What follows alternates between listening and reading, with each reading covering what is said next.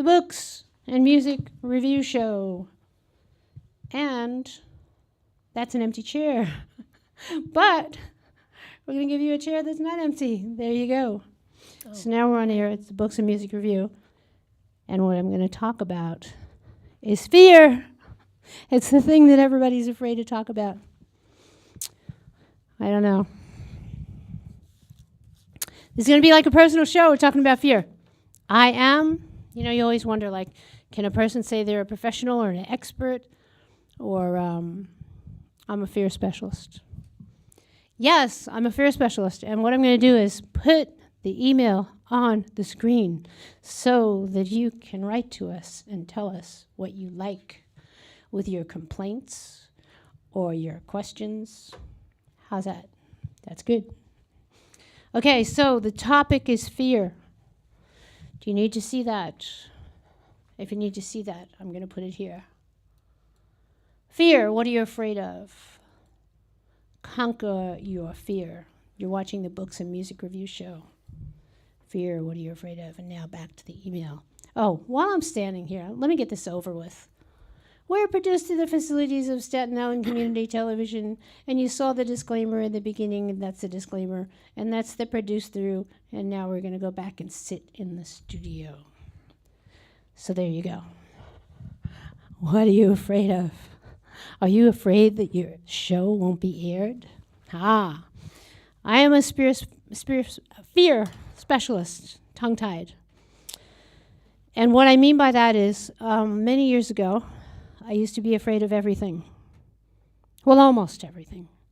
It's like, you name it, it's on the list. The only thing I wasn't afraid of was animals and pets and reptiles and cats and dogs, and afraid of buses and trains, afraid of traveling, afraid of not traveling, afraid of this, afraid of that. I was like totally afraid of everything. Was afraid of speaking. I was afraid of opening my mouth. I was afraid of giving my opinion. Ha ha ha! I bet you'd never guess that. Imagine me being afraid of giving my opinion. Imagine me being afraid to speak out, to say what I feel, to say what I want, to say what I need. Afraid of it all. I was afraid of everything. And the only times my fear did not kick in were probably 2 times. The first time was when I would remember God, because I knew God is with me. I have no fear. Problem was if I forgot God. And the other times was if I have kids with me, kids, grandkids, little babies, little toddlers, I was never afraid when I was with them because I felt it is my duty, my passion, my mission, my purpose in life to protect them, to keep them safe, and to do whatever I could do for them. So, but other than that, I was afraid of everything. Flying, riding, this, that. Wasn't afraid to be in a car that was my own, that I had seatbelts on, that I could drive. Very afraid to be in a car when the person who was driving was a little bit kooky, a little crazy, maybe a little angry. So I would never be a passenger in a car, somebody who was like that. So what about fear? What are you afraid of? You want to write to us and tell us about your fear and tell us how you conquered fear? I'll give you some helpful hints and I'll tell you how you can get over your fear. So now that you know all this stuff that I'm afraid of, yes, I was afraid of buses and trains and everything. Now I'll tell you that I've been to about 18 different states and to Washington, D.C. I've been riding on the marathon truck that, yes, it used to be a truck in front of all the front runners. I've been in press conferences. I've been to the celebration of welcome to the city of New York to Mandela. I've been in mayoral inaugurations, and I've been actually at the White House. And I've been on buses and trains and pretty much almost everywhere else that I was afraid of. So how does such a scared person, a timid person, accomplish that? How does that happen? Talking about fear. The reason I'm talking about fear is because recently, we've known some people in New York City who are so afraid of something that they did something, and the result of the something was worse than the fear that they had. So let me tell you about fear. If you watch television, you watch other TV channels, you watch any other TV channels, what do you come up with? You will come up with commercials that are designed to make you afraid to breathe, afraid to live, afraid to do anything without, quote, taking this pill, taking this surgery, doing this, doing that.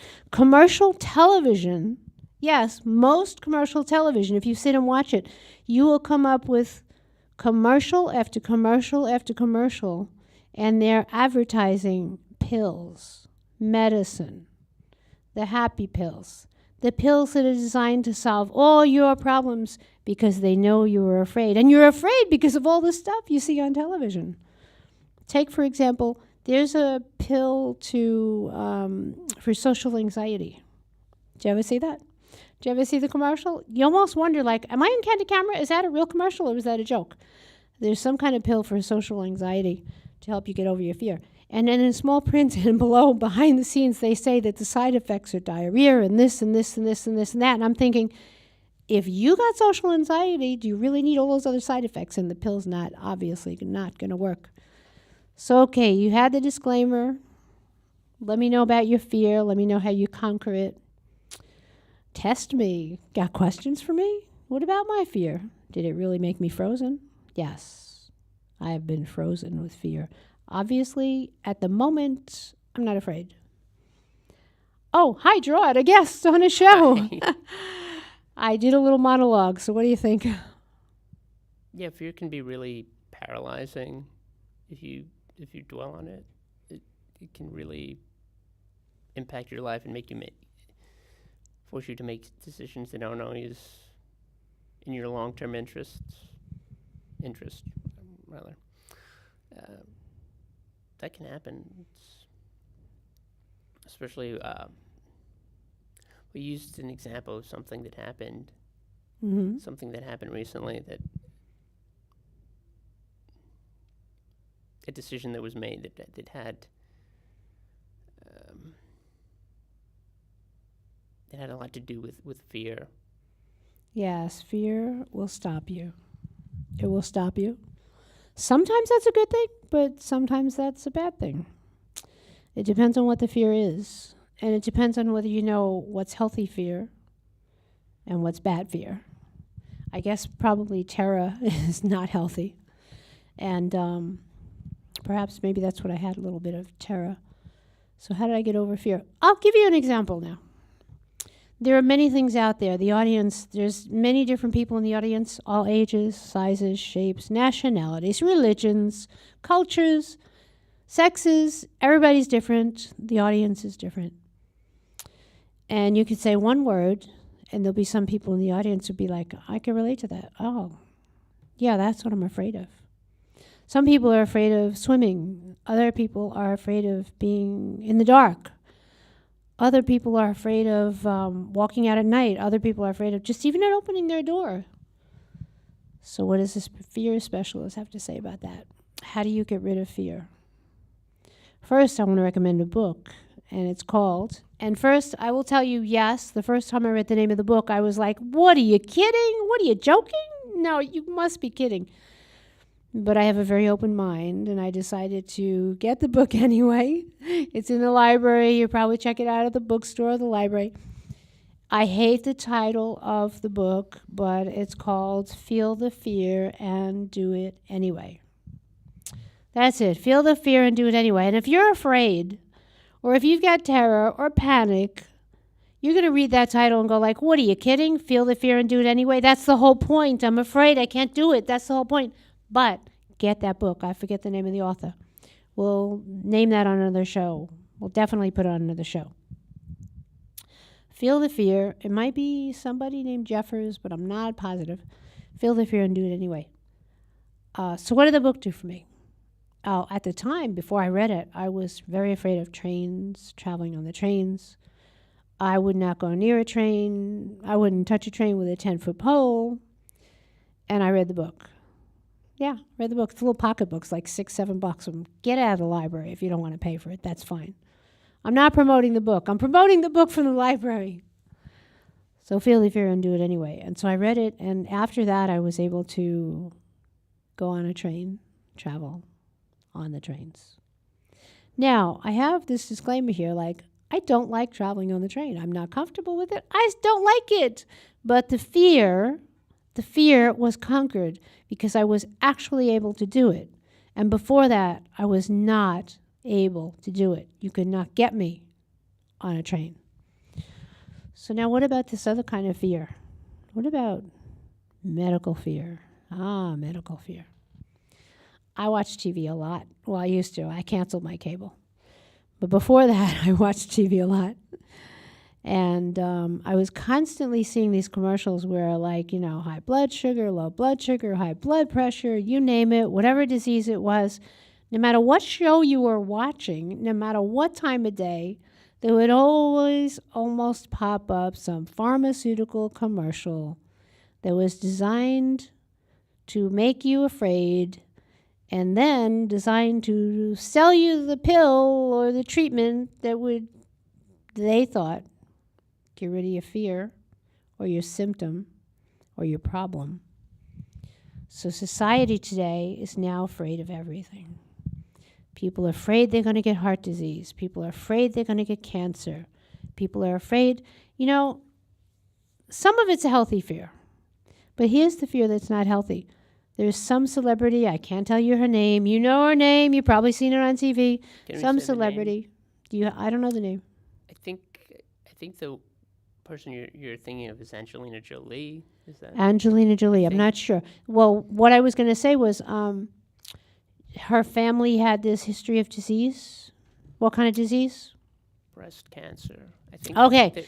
So she had a history of breast cancer in the family, right? Yeah, and there are some people that have the BRCA gene that makes them more likely to do it. Right. So she thought since her whole family had breast cancer, that she was going to get breast cancer. Now, why did she think that? Not because her whole family had it. I'm willing to bet this. Well, I don't bet, but you know what I mean.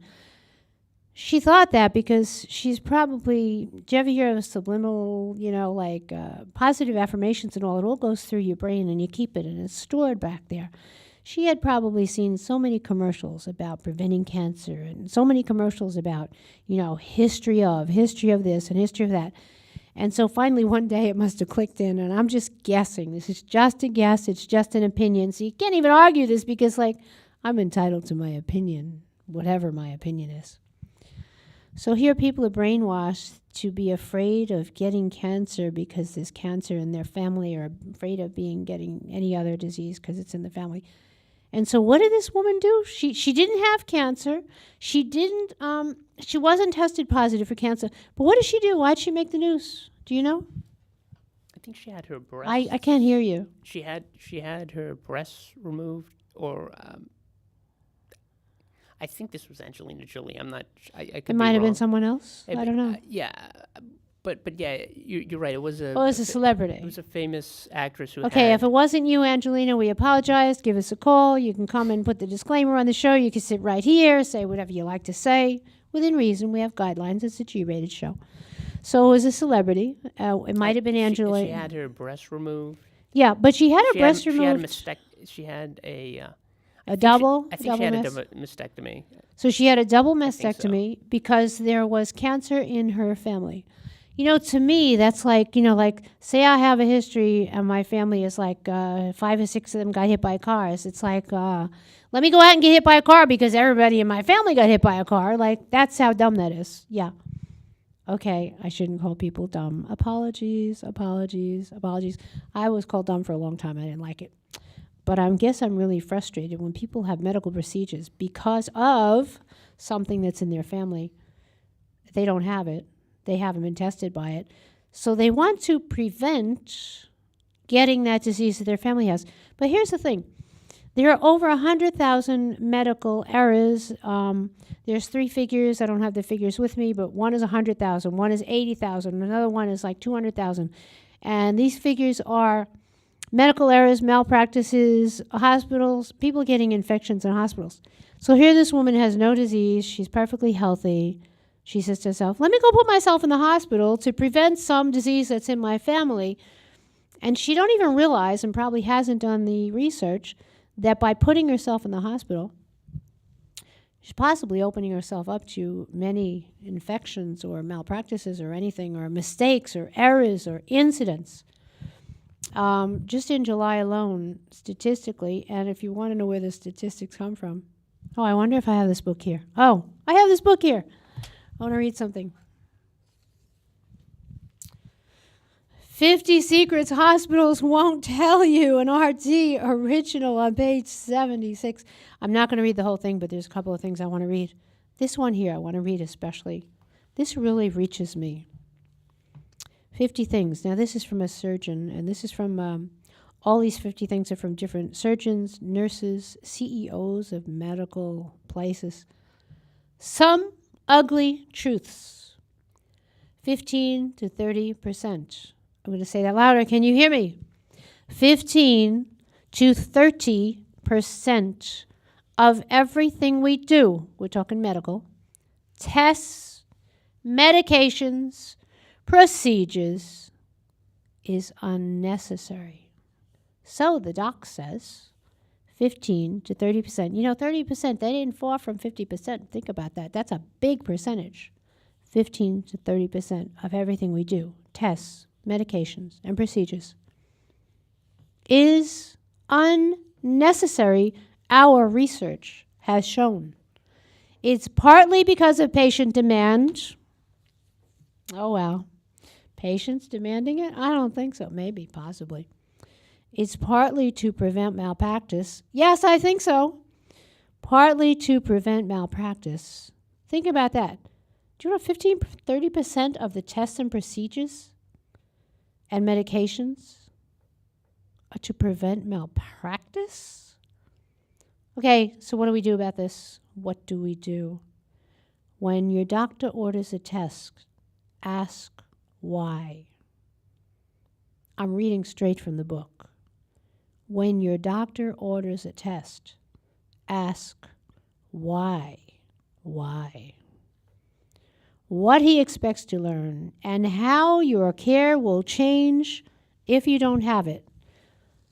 Go get a pencil, get a paper, a pen, get your laptop out, get your phone. I'm going to repeat it. You can write it down. I'll tell you what issue to get. I'll tell you who said it. Some ugly truths. Bring it to your doc. 15 to 30% of everything we do, tests, medications, and procedures, is unnecessary, our research has shown. It's partly because of patient demand, partly to prevent malpractice. When your doctor orders a test, you got that pencil? Got that pencil? Because I know you're going to the doctor for your annual checkup. Which, by the way, ARP says don't do that anymore. Yeah, I just read a special ARP magazine that I paid like $12 for. It says, do this, don't do this. Don't do this, do this. And one of the things on those columns was, forget the annual checkup. That's what ARP says, AARP. It says, go to your doc when there's something wrong. That's what ARP says. I'm going to bring that magazine next time, I think. So to continue. When your doctor orders a test, ask why. Ask what he expects to learn and how your care will change if you don't have the test. Marty Markery, MD, that's what he says. It's an ugly truth. Okay? Here's a good one. I'm going to read this real quick. We only got 11 minutes left. Hospitals worry. I'm going to sing it to you. I'm really frustrated. Hospitals worry about losing revenue to retail clinics, urgent care centers, and private surgery centers. To attract patients, they try to appear like hotels. They have big waterfalls, pianos, big windows. Are you listening? Instead of hiring people with backgrounds in health care, they're bringing in people with experience in retail and in 5-star hotels. A healthcare IT consultant, Bill Balderas, says that. So there's a lot of ugly truths there. 50 secrets hospitals won't tell you.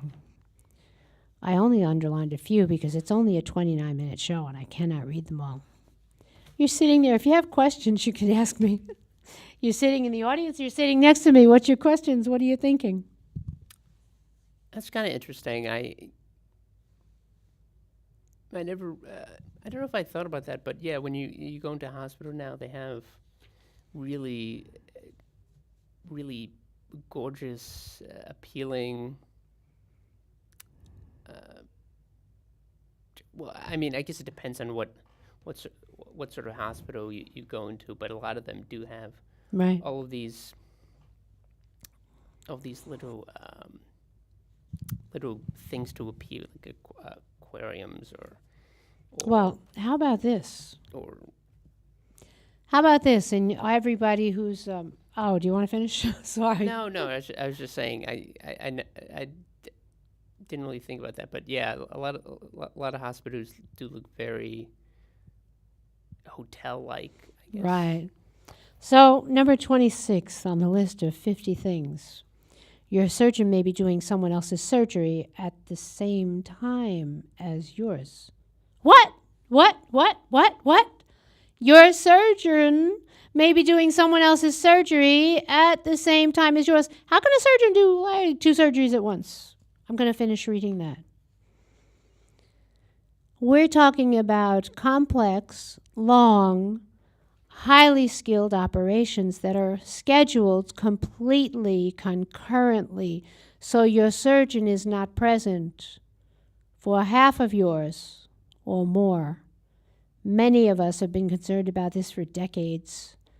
Ask about this beforehand, a doctor writes. You got our email. It's right there. Doc, you want to write? It's right there. Hospital, you want to write? There's the email. You want to be on the show? Send us a request.